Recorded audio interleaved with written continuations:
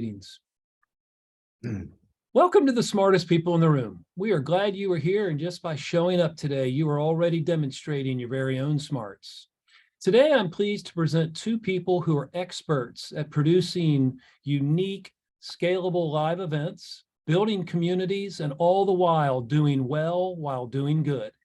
I promise you will leave today thinking, wow, who knew? And you'll also leave smarter and more inspired than you arrived. Before we get started, please let me take care of some business. First, to the audience, please feel free to introduce yourselves in the chat window. The reason we do these webinars is twofold. First, we want to showcase really smart people and the amazing work they do day to day in the music industry. The second reason is a bit more nuanced. Many of you know that I am a music industry headhunter. I run the music practice at Turnkey ZRG, and I place music executives in roles throughout the industry. So by definition and function, I help people connect with companies. In this series, my goal is to help you make more connections, and I invite you to take full advantage of that opportunity. Specifically, I invite you to engage with the speakers and the other attendees in the chat of the Zoom. Please introduce yourselves, share your LinkedIn profile, say hello to your friends, and please make some new ones. And also ask questions of our speakers. We will try to address as many of those as possible during the session. Also, please make sure your chat is set to address everyone, not just the speakers. I want to thank our program sponsors, for without their support, we could not keep this series free. Special thank you to First Horizon Bank, Turnkey ZRG, the Tennessee Entertainment Commission, MedJet, Tennessee Brew Works, Project Music, and Better Than Booze. So let's get down to business. In today's host seat, we welcome Michael Dorf. Michael came to New York City in 1986 and founded the go-to venue for independent music, the Knitting Factory, and served the first 15 years as CEO, expanding the brand into Europe and Asia via tours, festivals, and producing over 200 recordings, TV shows, etc. Michael was recognized as a pioneer in producing music on the internet through a variety of strategic relationships with Apple Computer, Intel, and Bell Atlantic. During this time, he created the Digital Club Network, and in 2002, he left the NIT to pursue other endeavors, including a Carnegie Hall concert fundraiser series, founding a Hebrew school, and winemaking. In 2008, Michael created City Winery Manhattan, Manhattan's first fully functional winery, restaurant, music venue, and private event space. In the past 15 years, he has expanded City Winery to 14 locations, including Chicago, Nashville, Atlanta, Boston, Philadelphia, Hudson Valley, Grand Central Station, St. Louis, Pittsburgh, and has several more scheduled to open in 2024 in Detroit and Columbus. Sorry about that, guys.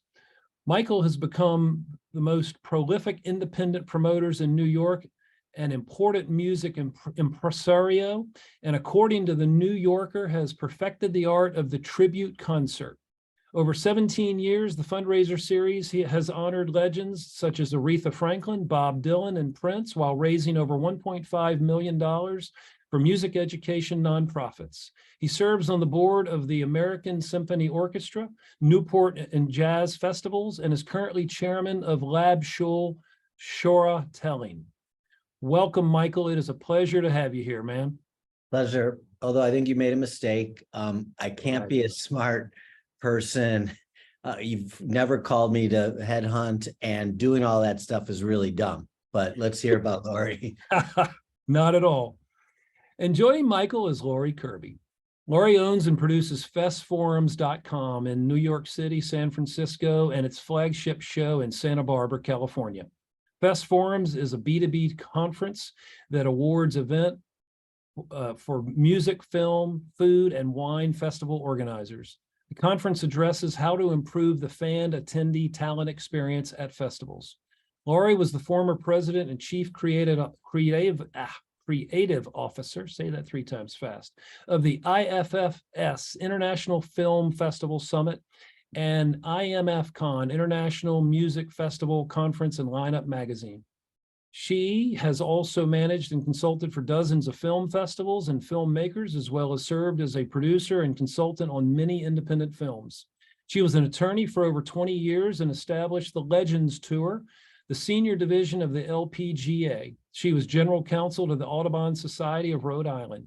She's represented professional athletes, newscasters, musicians, golf properties, and nonprofits. She began her career as the assistant prosecutor and trial attorney in Middletown, Rhode Island. She's a frequent speaker, interviewer, and moderator at dozens of festivals and corporate conferences, including IFEA, BizBash, TourLink, San Francisco Music Tech, Maui Music Tech, Sponsor Secrets, Canadian Music Week, IEG, Event Expo, the Mill Valley Film Festival, Polestar. Lord, how many more of these, lady? I'm going to cut it off there. There's a dozen more on the list here, guys.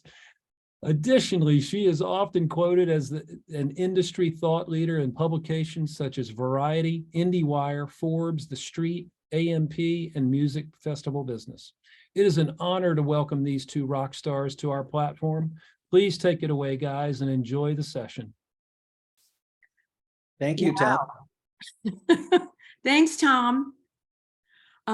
So this is a mess that I got Michael into because I think so highly of him, and I just had him speaking at my conference. So I'm going to lead off by. I loved your conference, by the way. Oh, thank you. It's really such nice. Oh, thank you. Yeah, we call it a place where people hug instead of shake hands. Yeah, there was a lot of hugging. I mean, I got COVID right after it, but I mean, right? a lot of unrelated. And we literally had fireside chats, did we not? Like literally fireside chats. Yeah, no, it was smoky in there. Yeah, it was a little bit. So, Michael, you and I have a lot of things in common. We love music. We love good wine. We love Newport. But I want to hear a little bit more about sort of what drives you, what moves you, what, your background and sort of how you got to where you are. Just kind of an overview of it. Like how did you get going in all of this? I like to tell the story really of sort of pre-high school, even, where I wanted to learn to play guitar, and I had to recognize that I have no talent, and suck. And after like 2 years of trying to get the first couple bars of Stairway to Heaven, I just wasn't getting there anywhere. And my friends, again, this is 12, 13, 14 years of age. My friends were so good and natural, and they would listen to something on the radio, and we're all sitting there, and then they'd go to the piano and play or sing. And so it's just it was a process of being frustrated and realizing that, all right, I guess I'm not going to be part of the band. And so how can I still be part of the band? And so I just early on got involved in doing sound and lights and promotion and marketing, and because I wanted to be part of it, I wanted to be, part of the production. And so, luckily, on one hand, it was kind of humiliating, because once I became clear that, I have a role, and that there is a role to play in having the stage and everything that happens in the interaction with an audience, like being part of the process, I still felt, I understood my place. And so, that's how I got into it. And then it just was, got to read the long version of it in the book, but like, the wanting to be on the stage, but not having any talent. So this is great. Two talentless people who failed at being actors and musicians, then live out their dream through others. Yeah, I think it's not even like, look, we're not the rock stars, but we're part of the process. Again, I love having a stage and seeing that connection between the fan and the artist, and the energy and the magic that's created on a nightly basis. And I know, in the event business, there's a very similar feeling of success of a conference when you see the chatter and the mingling that happens, especially the rush of the stage to a speaker and people who want to interact, and like that is the definition of success. Yeah, we get to be the architects of that. And it's like being proud parents, isn't it? Yeah, yeah, very much.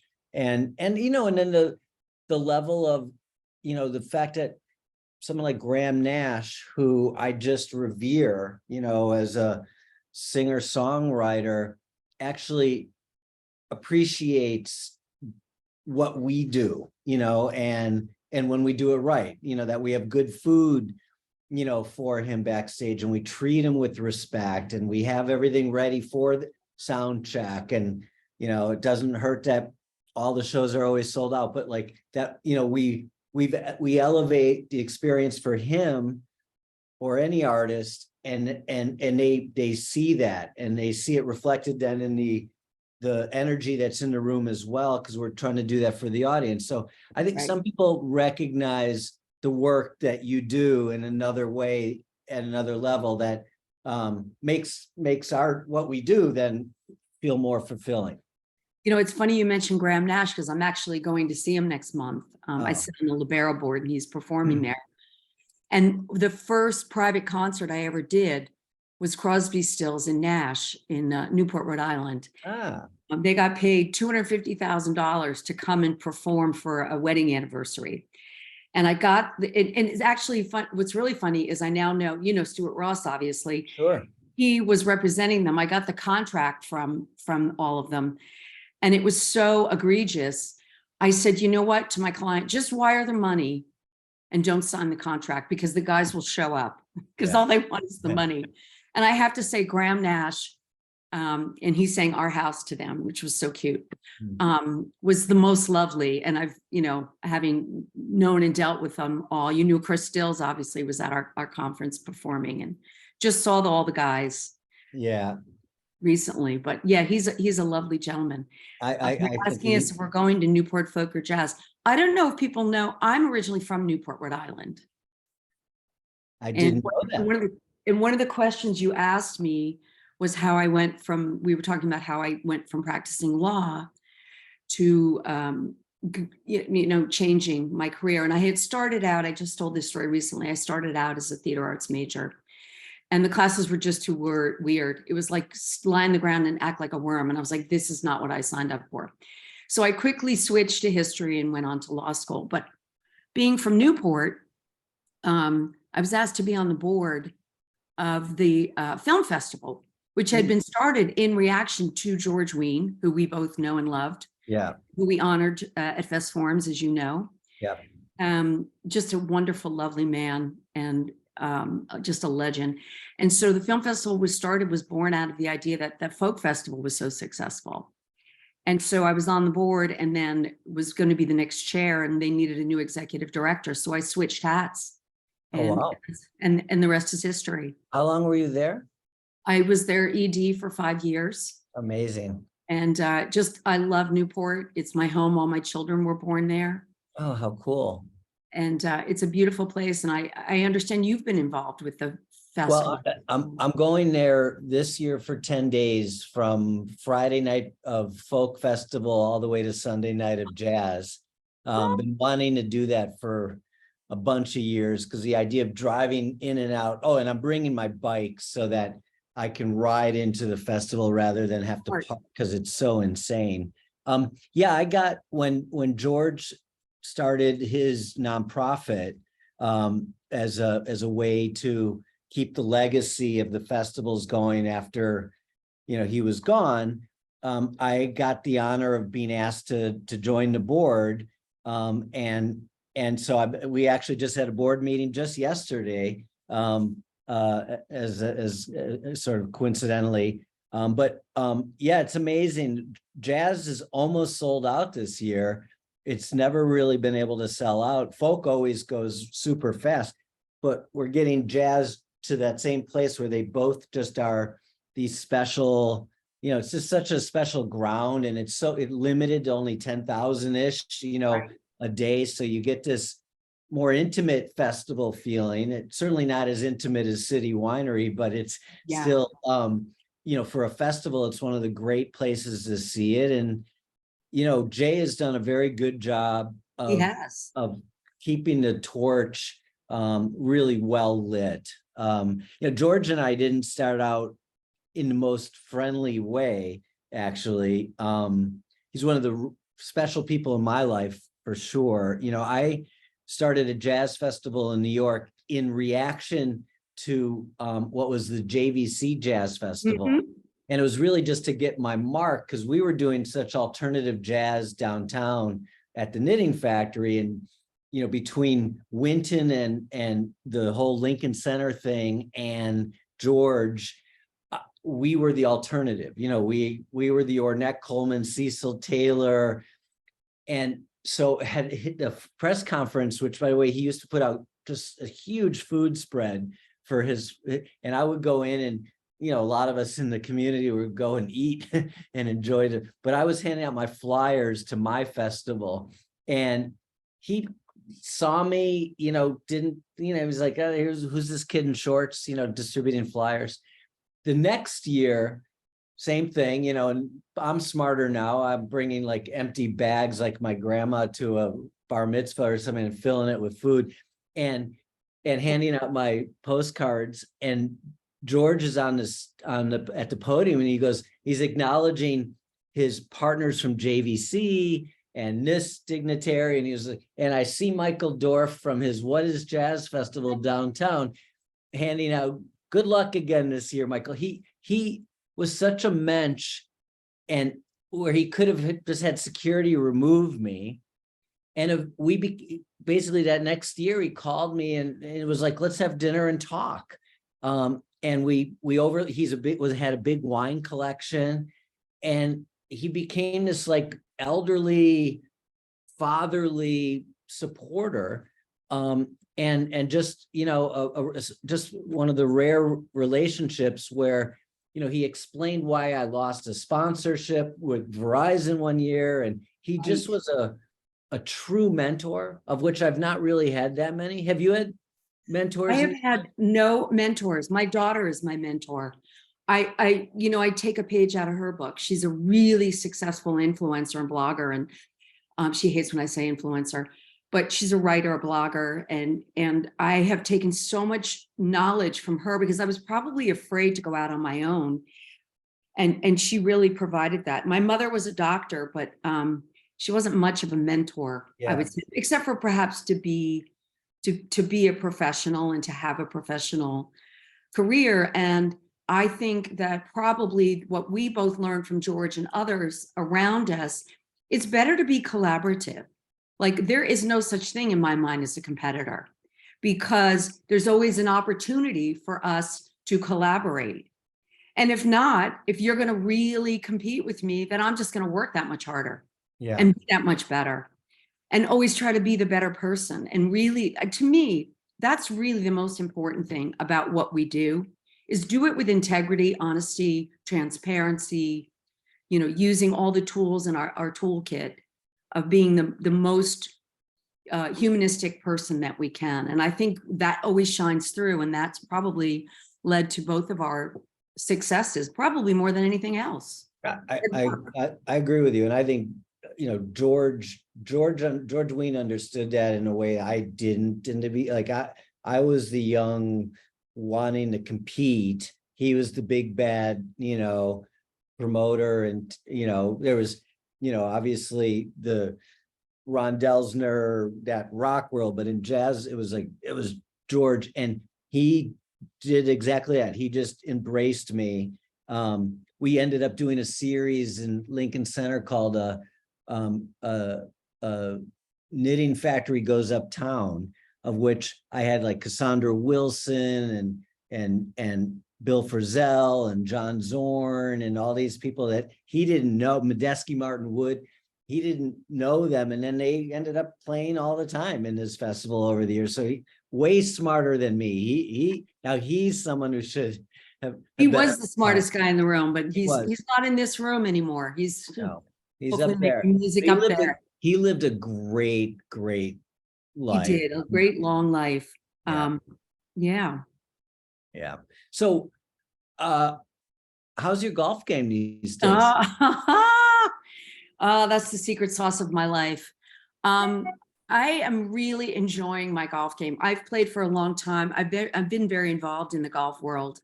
Um, Particularly, I loved my stint. I wish I was as good a golfer as I was a lawyer, but I really love the game. It's really an important part of my life. I love the rules of the game. I love the grace and the dignity that goes with it. I love just so many wonderful elements of it. The presentness, it's like surfing, which I used to do. Every hole is different. Every shot is different. It's really a very zen sport for me, and it's opened me up. It's a great sport for women to play in who are in business. Truly, I encourage women to get involved in it because it's always been such a male-dominated sport that it's a Yeah. great way for women to be part of what happens in the business world, because a lot of business happens on the golf course, particularly in the corporate world, maybe not as much on the music side. But, I've gotten to play with great actors, and, I played with Luke Wilson, Alice Cooper, all these guys are tremendous golfers. Yeah. And so, I right now I'm playing a couple times a week and really enjoying it. And it's been an important part of my life, and it was an important part of my career. And I think you and I were talking a little bit about what's going on in the golf world, in the women's golf world. I know we're digressing a little bit about off our music path, but I think women have had the short end of the stick when it comes to the professional rewards that the male golf world has seen. And so, with all the changes and what's happening in golf, we'll see if women get to start to reap some of those benefits. I hope so. I mean, I was gonna make, I know we're not supposed to have politics on this, and well, Tom, don't worry, we'll honor that, but Oh, I didn't say I'd honor that. LPGA, Just kidding, Tom. the LPGA is now the only tour in golf not owned by the Saudis. And The senior right. LPGA. So that's really amazing. And Well, they own a European tour, and quite frankly, I know that the women of the LPGA would probably be open to exploring it, because they too want to have some financial gain, and I have my own opinions about it. I think that if they are going to go that route, I think they need to push some political levers of power to say, because they are the exclusive one, make some demands on the Saudis. And I think this all came about through ways that I won't go into, but I suspect most people would recognize why this is happening. sure. But I think if we can Sports hold this, they are sports washing their money. But if maybe there are ways to hold them to account and force them to clean up their act, even if it's not, it's not a female friendly country, obviously, but they do support the European It's tour. moving a little bit that way. It seems, in the last couple of years. I'm actually friendly. You and I never talked about this with Christy Kerr. Oh yeah. And her husband, Eric. And so I've been getting a little bit of the, perspective from them, and it's fascinating. And I think she would be open to, some of those financial Rewards. rewards and she's one of the most, decorated female golfers, and it's still, not even close to what the men get. No, the men's tours make 8 times more than the women's tours. Yeah. And I was there during the days of Ty Vota, and I did the deal with him. He was the commissioner of the LPGA, and I was the commissioner of the senior tour. And we put together the deal that made them the official senior tour. And those, unfortunately, the women in that tour, under prior administrations, had lost all of their pension money. So, most of these women who are on the tour, they do it for the love of the golf. Now, the younger women are reaping the financial benefits, but the senior women really got left behind. So here's a segue, transition back to our worlds a little bit. So how we both want to have as much integrity in our our lives as possible. I'm sure what goes around comes around, and karma. And at what point would you ever draw the line on a sponsor that lacked what you felt was appropriate integrity, and say no, even if the money was really, really needed? Or, in my world, it could be particular artists as views. Like, how far do we get involved in the censorship that goes against the balancing act of trying to run a business? I've been lucky. I haven't had to do that. I think, through the law of attraction, I've been able to have sponsors and partners, because I view them as partners, that I'm always aligned with. And I haven't had to face that question. So the question is, how much would I sell out for? Well, that could be the next question. Yeah, it is a very interesting, it's an interesting question. I really faced it more when I was running film festivals and curating films. Would I show a film that was something like that didn't align with my views? And that's a trickier and slipperier slope. And I've had some interesting people that have come into my world. Of course, the indie film world tends to trend more in alignment with probably how I think. So it hasn't really crossed my plate all that often, which is a good thing and a bad thing. Maybe it's because there's just not enough money at stake. You know what I mean? Tell me about you. I mean, I'd be curious to know, have you had to sell out? Is there fill in blank artist? We've never had a sponsorship offer from, say, the KKK or, cigarettes, Hamas or something. I mean, cigarettes would be a tough one, right? Yeah, I mean, early on, that was part of it. We're our own liquor company. So, I mean, we're already a sin creator in the sin industry. So, liquor's not a thing for us. We did make some non-alcoholic wine for a little while, and we were calling it kids wine. And I got some negative comments from the public going like, well, why don't you just bundle it with candy cigarettes and sell it? That's a great idea. Yeah, I thought so too. Who doesn't love a good candy cigarette? Luckily we haven't really had, we've had some things where we had some water companies, that brands that were owned by Nestle, and then there was some questions and we were getting comments from people about Nestle, so we took a stand on that. Yeah.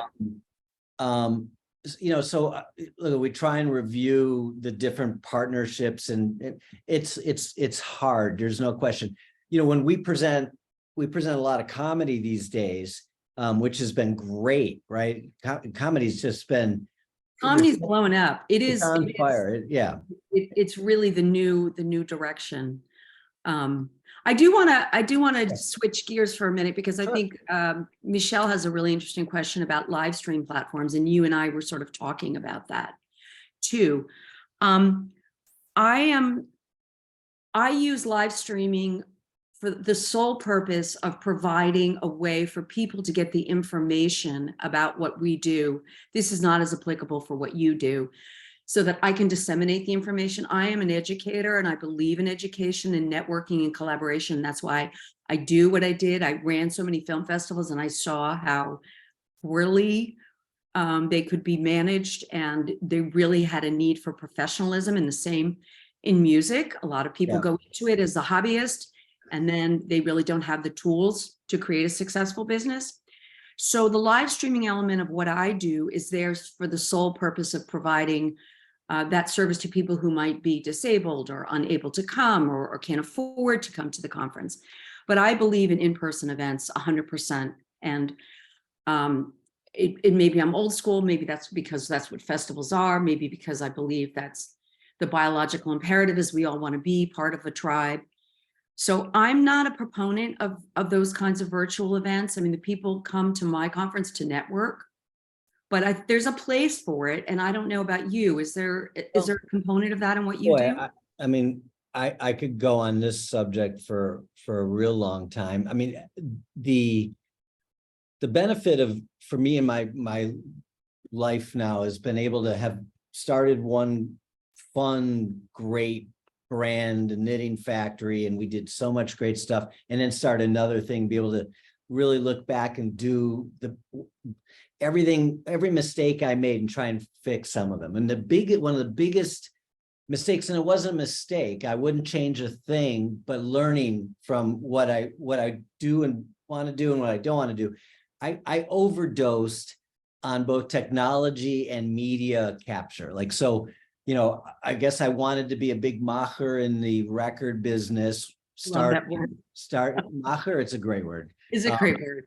So in New York, and so, you know, the idea of the Knitting Factory, we started doing Live from the Knitting Factory radio series, and then that led to a huge bunch of releases of Live from the Knitting Factory recordings. It started with A&M Records, and we went independent, which was terrific. And it was almost 300 live recordings, and then that included tours and all this stuff under Live at the Knitting Factory and television. And you know, the world of IP and intellectual property rights and owning, you know, those is very challenging. But I went crazy with the idea of live streaming, because I thought, boy, what a great chance to have the walls of our space be porous and allow for 200, 300 people in the room live to hear the show, you know, and then another 5,000, you know, all over the globe listening to the show. But the ownership rights of the music, of not, and you know, and people like to cover other songs that they didn't write or control. So you're not always dealing with the artist on stage who's performing their music. So now you're dealing with all the various PROs and other, you know, copyright holders, and it gets very messy, especially exploring the new worlds of media. Right. When I got a chance to do it all over again. I mean, so let me, before I get, with so many artists that we were part of the sharing of the IP. When you start seeing an artist that you know, and they're looking at you like Larry David, you know, those eyes, and they go like, you know, do you owe me a royalty from that, Right. that TV thing we shot that aired in Japan? And it's like, you know, no, I don't, but you think I do. And it became a relationship with the artist I just didn't want to have anymore. So when I started City Winery, I made a very conscious decision. I don't even want to stream. And if we do, I'm not participating in it. I'll actually foster it, but we don't own a thing. I don't want to own any more intellectual property for the rest of my life. And I want nothing more than Michelle Schock to see me and give me a big ass hug, because everything is good. We've created this great night, great food, great wine, great atmosphere, amazing music, chemistry. And while it'd be nice to have the recordings for memory, there's so many people are recording it and putting it out this way. I don't want to own any recordings. I really want it to be a moment in time that happens. Yes. Again, as we started talking, like, we present, we let it happen in some sort of hippie free, you know, and then have a great memory, but not participate in trying to capture that and make money from it afterwards. I mean, I couldn't agree with you more. We do this for the artists. I mean, and I always say that to people, like, they'll go, why do you have artists? Why do you have music? Like, isn't this we do the work we do so that the artists can make a living and have a connection with their audiences. You know, that's what festivals are. That's what City Winery does. And so I make a conscious decision every time, what's in the best interest of the artist? And controlling the intellectual property is a headache that I don't want to have either. And quite frankly, I don't practice IP law, and I don't want to get in the business of trying to tease it all out. Yeah. And I agree with you. It's about that moment. I mean, we just had a really interesting happen. I'm the board of the Libero Theater, which is the second oldest performing arts theater in the country. It's a beautiful 600 cap theater. And Jack Johnson came, and this is an artist, it's the only artist I can think of that would do this. The power went out in our town in Santa Barbara. And it was so beautiful that he stayed, everyone turned like the flashlight on in their phone, and he stayed and played acoustically. Yeah. And just asked people, what do you want me to play? What do you want me to play? That to me is the essence of what music is about and live music is about. And everyone, I mean, we still talk about it now. Everyone talks about what a special moment that was. And so I think what you and I are saying is we don't want to get in the business of doing that. Let other people do that. There are plenty of people out there who are doing it, but that's sort of not the nugget of what we do.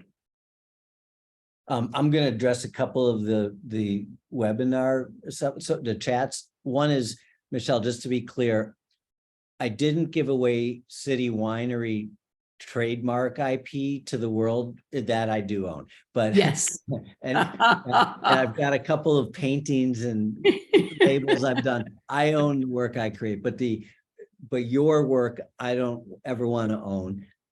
I do the PRO question, which is interesting. These are, BMI, ASCAP, CSAC, and the latest and greatest GMR.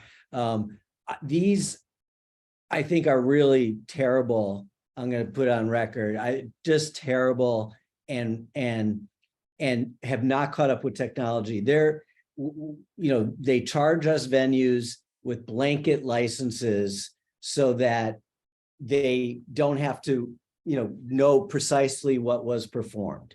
And then they claim to pay it out based on formulas on radio, which, play and other that isn't accurate at all. And so, they're collecting on behalf of the artist, which is virtuous, but they don't pay out, to the actual songs that are performed here. And then, this new group, GMR, comes out and says, I want my blanket license. But we didn't add more, and BMI and ASCAP don't go down. And so it's one pie, and they're all, so like, we should on this call start a new PRO and go around and get blanket licenses. And it's like, it's ridiculous. It's unbelievable. The self-policing, it's completely insane. Yeah. The way that they handle it. It feels like the IRS, for God's sakes, coming at you. Especially, today, where you have blockchain and all kinds of intelligence that can know what was performed, right? Actually get it right to the songwriter or owner of the material in micropayments. So it's timely. There's a real easy way to do it today. And BMI ASCAP, Irving Azoff, sorry, and CSAC, they don't want to change because when it goes into a black box, there's no accuracy to the payout. Yeah, there's no accountability. I mean, I know my son's a professional musician and toured for many years. And we still laugh about, he'll get like once a month a check for 55 cents because all his music was all over MTV.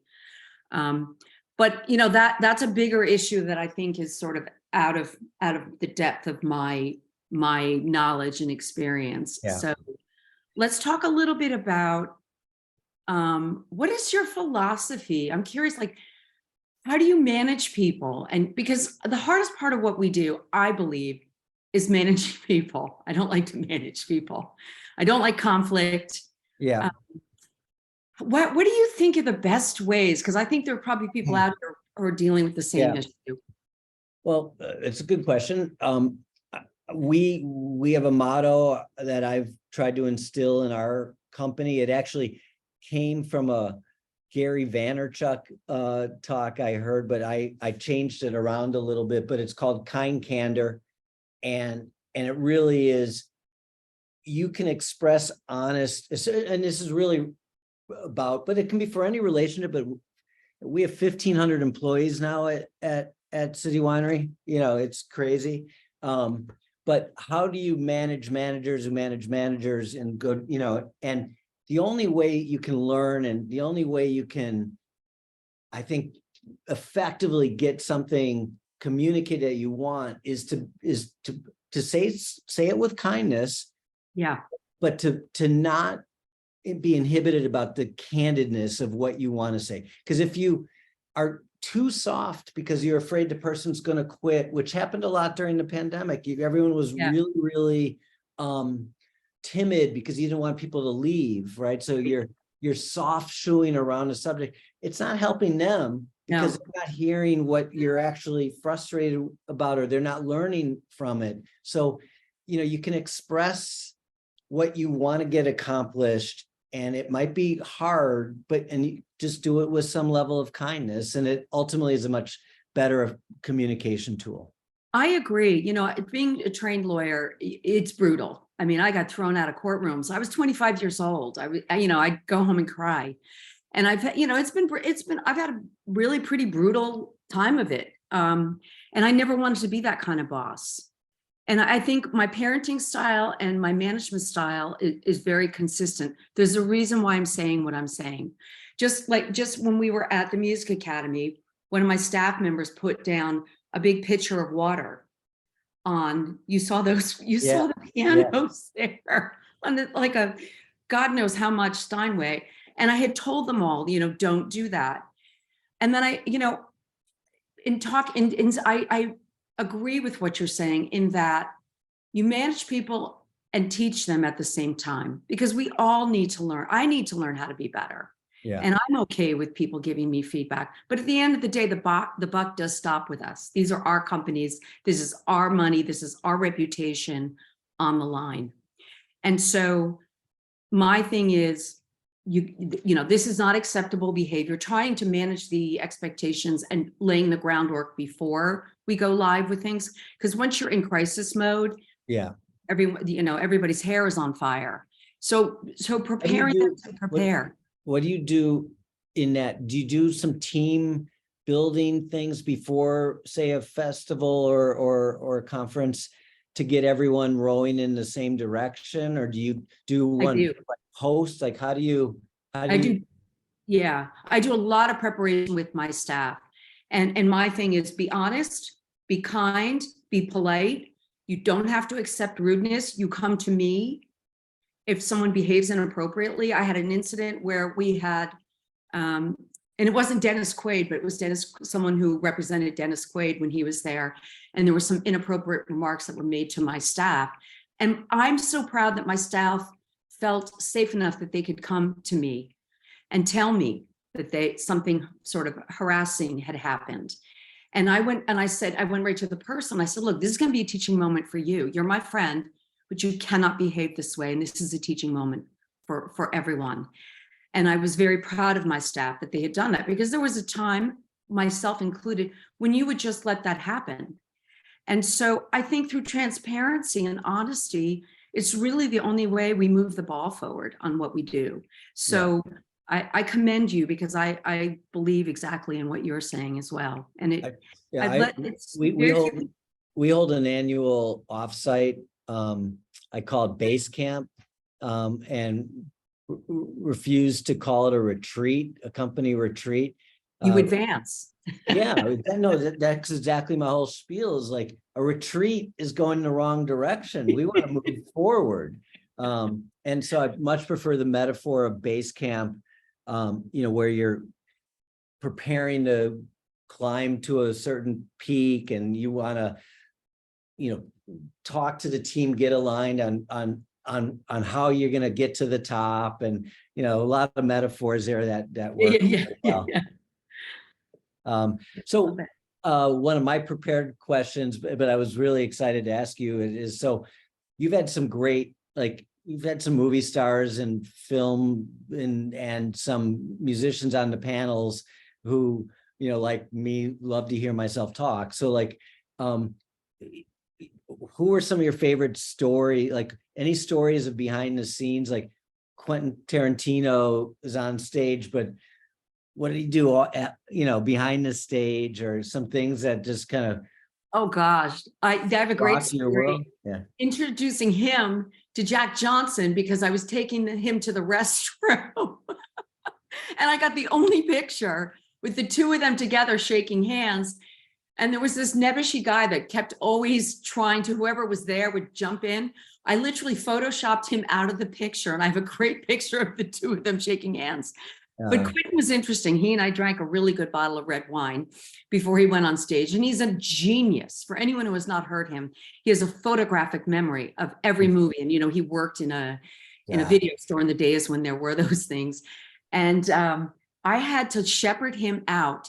I have never had, I have a funny Nick Nolte story because, and Jeff Bridges too. Most of the stars I have, people are pretty cool around.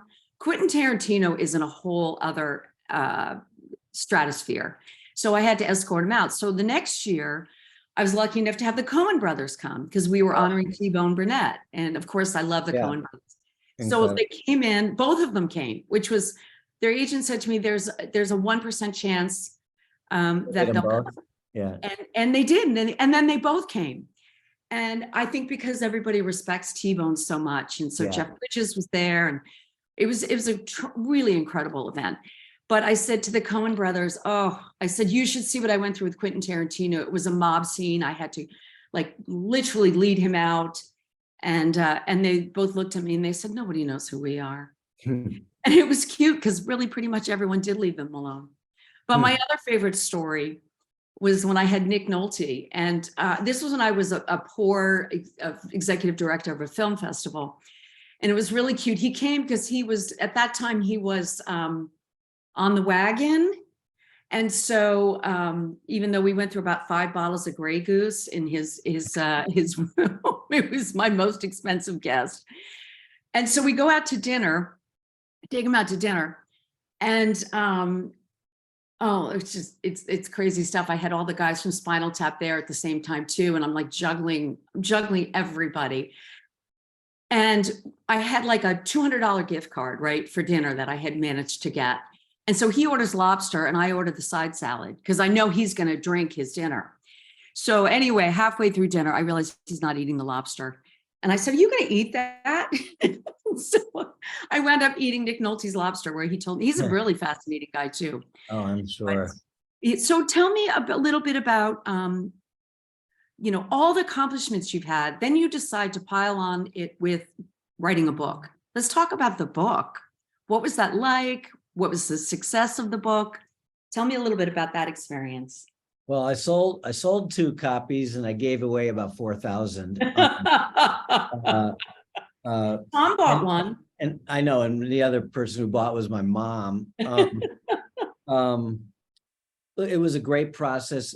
I smoked way too much pot early in my career at the knitting factory. So I was not remembering all these stories, because there's so many fun stories that I learned from, and occasionally the synapses I'll remember, and then it translates into a story. And I was like, into a learning lesson from the story. And I was like, I got to start writing. And then I forgot to write anything down.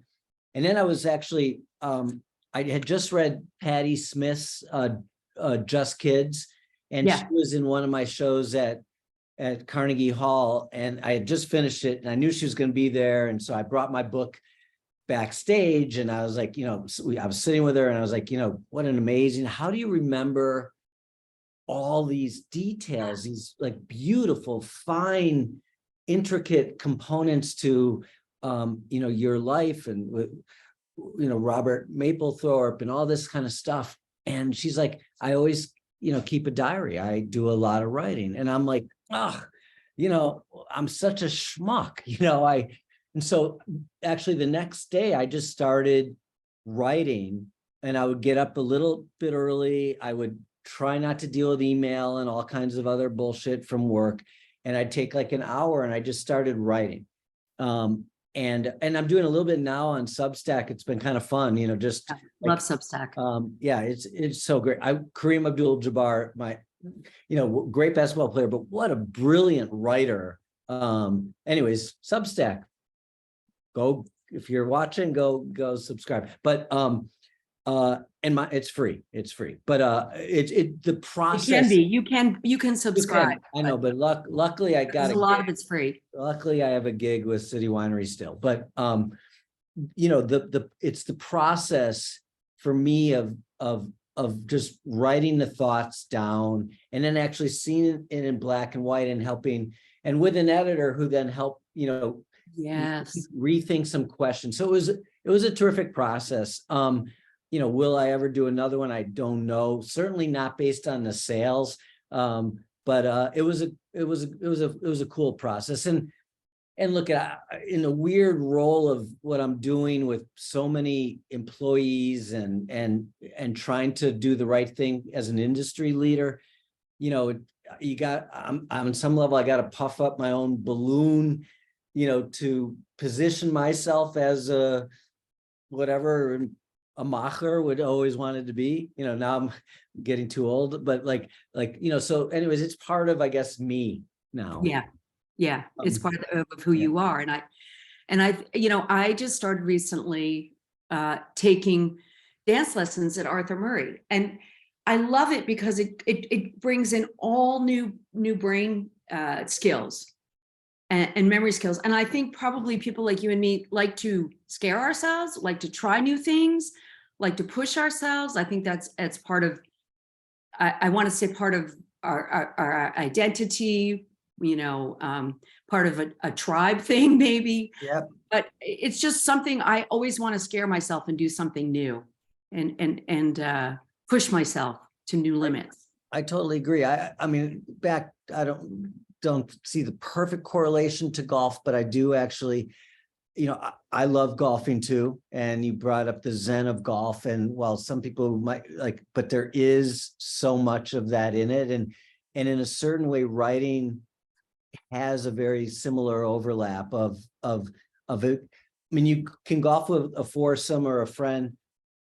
I enjoy golfing alone sometimes as much, or with someone who also, and where you don't have to talk the whole time. And because it is such a one-on-one thing, it's that fucking little ball getting into a hole way the hell 400 yards down. And it can be easy, and it can be so infuriating. And writing, very similarly, it's like you and the screen, and trying to formulate the right shot and construct it. Yeah. And shaping the shot as you would, using that metaphor, because I write my newsletter. Personally, I write the newsletter every week that I publish, and I hope those of you who are listening subscribe, because I try to provide valuable information about what's going on in the industry. I spend a lot of time curating that and looking for things that not everybody else is covering, because of course you can read Polestar and all of that, but I want to come at it from a different angle, because what I do is different from anybody else in the country. There's nobody else who does, not to toot my own horn here, but I'm the only company that does this. And you have a very, very unique and very important gathering and place for people to share information that doesn't. Polestar is, Polestar's a different animal, and I get to speak there, and I'm thrilled that I get to have that imprint there. Yeah. But to me, the culture of festival is so important, and that's why I do it. And it's like you. I mean, you've created this wonderful, intimate experience that, to me, is the best experience to hear live music, in my opinion. Thank you. This actually dovetails with one of these comments Sohrab wrote. We've created a unique platform, and it's not that unique. I mean, P.T. Barnum was doing it, with the circus and sold beer, down at the Battery in Lower New York, 160 years ago. So, I mean, connecting entertainment with alcohol sales is sort of has been going on for a long time. And sports, same thing, but in our world of live music, comedy, I don't do festivals really anymore, but in the venues, I'm kidding. In the venues, the ticket money that comes in, and this is addressing this question, the ticket money that comes in, 75 to 80% of the ticket is going to the artist. Right. We don't even really dictate the price of the ticket. If Graham Nash, we were talking about, wants $25,000 a show, and we have 320 seats, we got to price the tickets to cover the $25,000. And, our focus then is going to the food and beverage sales. Of course. And so like that simplicity of, and I like to sometimes joke that, we operate a lemonade stand, we're a place that the artists can perform and they make all the money that comes in from the tickets. And then our job is to sell lemonade, to all these butts that are in the seats. And that's why we try and focus so much on the intimacy and the quality of the food and our menu, et cetera. But yeah, just to be clear, like, we're part of an ecosystem in live entertainment where majority of that ticket, at least 75% on average annually for us, is about 81, 82% of that ticket price goes to the artist. And I love that. I'm proud of that. Yeah, no, that's thank you for the transparency on that. I don't think, or maybe they do, but a lot of people don't know that the money is always made in the food and beverage. And so, I focus on in the Libero. That's one of the things that I think are really important with these venues, is to make sure you're doing that correctly, because that's where you're going to make your money. Yeah.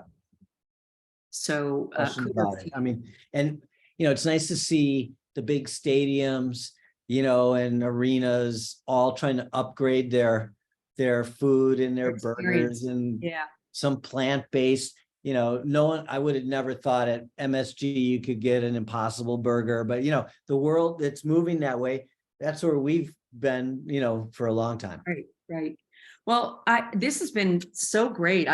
We could do this all day, but I think we're sort of at the end of our time. Is there anything else you think we should I want to about? go, I think you and I need to go golfing. We've never golfed together. We have not golfed together.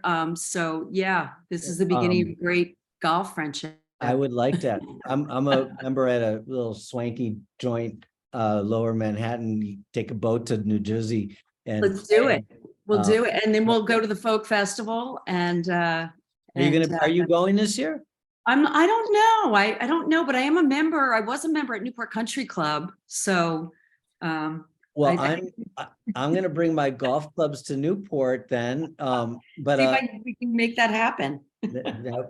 I am going for the whole time, for the first time ever, where I'm going to stay the week in between folk and jazz and set up camp and work from up there just to not deal with the traffic. Well, we'll have to find out where you'll be. I see Tom is here, so we'll wrap it up. All right. Tom's been here the whole time taking notes. This has been fabulous. I promised the audience that they would leave smarter and more inspired, and I think we delivered in spades. Michael, I learned a new word today, macher. I have a lot of Yiddish to teach you, Tom. Yeah. And hearing it in your accent is charming as can be. The Yiddish language is the absolute best. It really. Previously, my favorite Yiddish word was always Mensch, and you did use that too. Well, there's a lot of overlap between German and Yiddish. That's right. And Mensch certainly is, but Yiddish sometimes just takes it and gives it a little more nuance. Yes. My mother never spoke English until she was 6 years old. She only knew Yiddish. I know. Really? Isn't that crazy? Yeah. Wow. Anyway, fun facts. Well, I am going to be in Newport, and I look forward to seeing you both. I love to play golf, but I suck, and I'm a lot of fun. We didn't say we were good. Well, anyway, would love to hack it around with both of you sometime. But listen, to the audience, you got yourself a treat today, and I knew you would. These are two rock stars. Support City Winery, support Fest Forums, and be nice to each other. And with that, I will say good day. Take care, folks. Bye. Bye-bye.